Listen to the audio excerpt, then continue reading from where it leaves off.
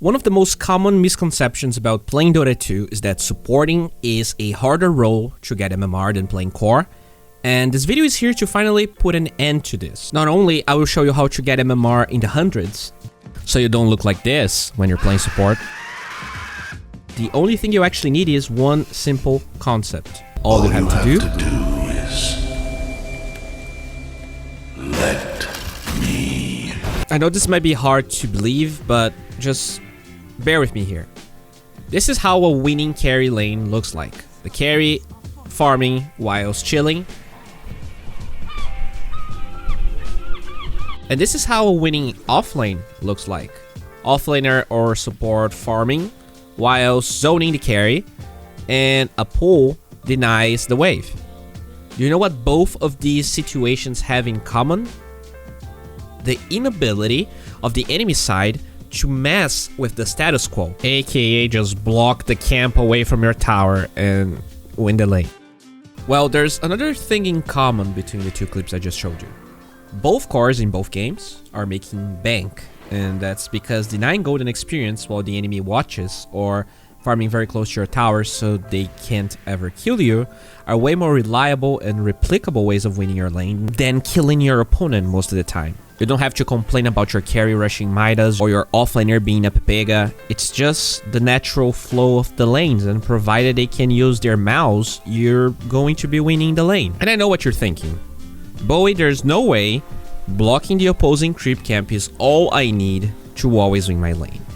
And sure, there might be games here and there that blocking hurts you, but they're probably so far in between that you're still going to win tons of MMR and learn with your mistakes along the way.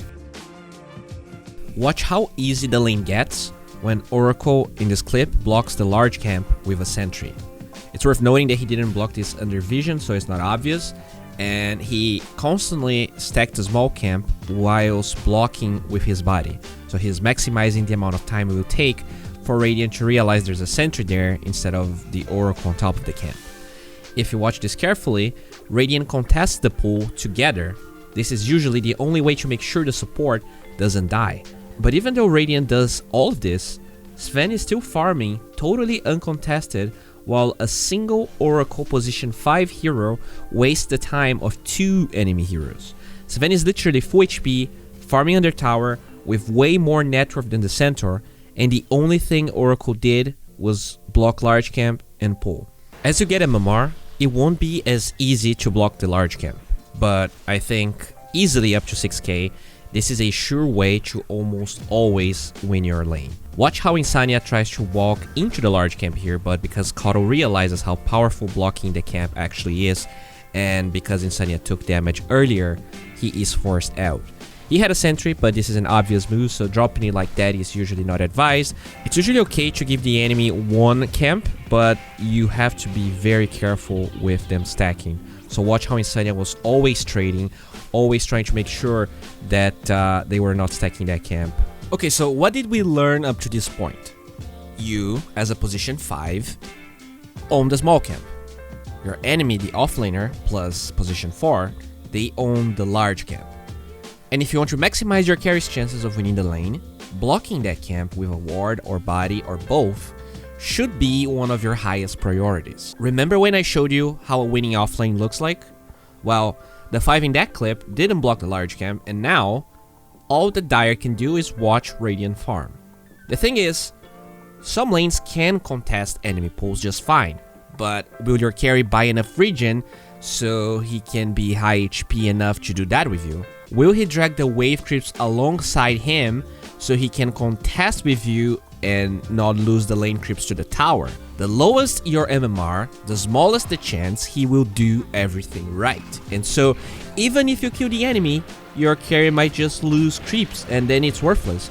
Or maybe he contests, he also dies, and he loses creeps at the same time. Do you feel where I'm trying to get? Oh, I forgot one thing. It's okay if you cannot block the opposing camp all the time. We saw Insania being unable to do it. You only have to be very careful about them stacking it, because this is going to increase how fast the camp will deny a wave.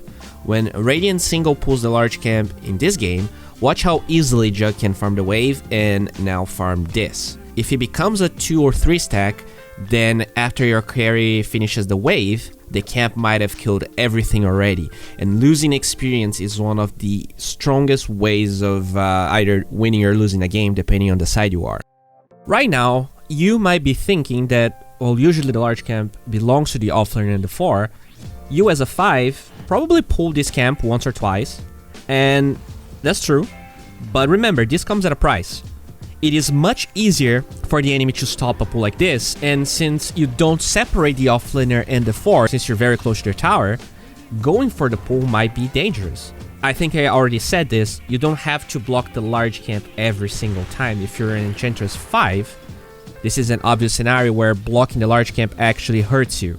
As you improve, you can even expect people to block the large camp as the enemies, even though they have a lot to gain with that camp.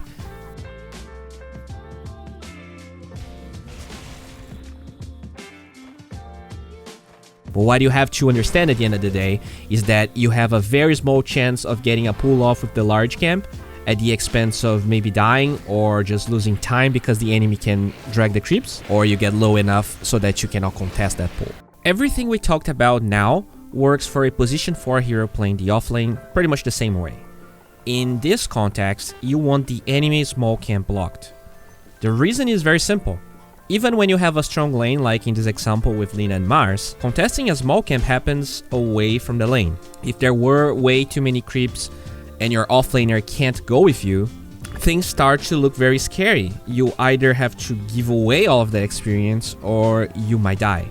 This is especially scary when the enemy team has a carry that is mobile and can assist the support very quickly. Heroes like PA, Weaver, Monkey King, Anti-Mage are all even better at helping the supports. To avoid what you just saw, blocking the small camp is key. Some position 4 heroes, especially melee ones, are great at doing this trick right here. Since you're tanky, you're melee, so you have damage block, you can block both camps while you drag the creep wave to give your offlaner a better time close to your tower.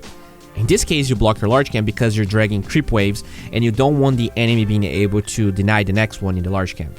But this is usually only a level 1 play. Afterwards, block the small camp with a sentry or your body in the next minutes. In this other clip, we can again notice how much power the large camp wields for the offlaner. When GH pulls after stacking it, Dire is forced to contest. Notice how Bloodseeker loses 2 melee creeps, and even though he's able to farm half of the wave, the act of being forced to contest the camp forces Dire to also kind of split their resources, eventually losing CM, whilst Bloodseeker takes a ton of harass. In this game, GH didn't even block the small camp as position 4, but because CM also didn't, the first side to pull the stack camp ends up getting an advantage because of it. This is actually a very interesting lane. The reason GH didn't block the small camp isn't that it's wrong, it's just that CM loses way too much by trying to pull. Everyone in this game is so good that GH is aware that using his body or 60 gold of a sentry to block a small camp is a waste, because CM won't pull because she's not dumb to trade against the Phoenix to try and pull. If you are playing this game, there's actually nothing wrong with blocking the small camp. It's just overkill. This can be extremely complicated if you want to actually understand every single lane in a nuanced way, but I am totally sure you're gonna be better off blocking every game than the opposite. If you want to learn more about this topic, I actually wrote a full support guide with 40 pages that is totally free that you can check out. The book is actually co-written by Mangusu, a very close friend of mine that also helped with this video, by the way, so shout out to him. And if you want to talk about Dota 2 or know when I'm giving away free coaching, check our Telegram channel. And in case you want to support the channel, take a peek at our Patreon. Have a good one, guys.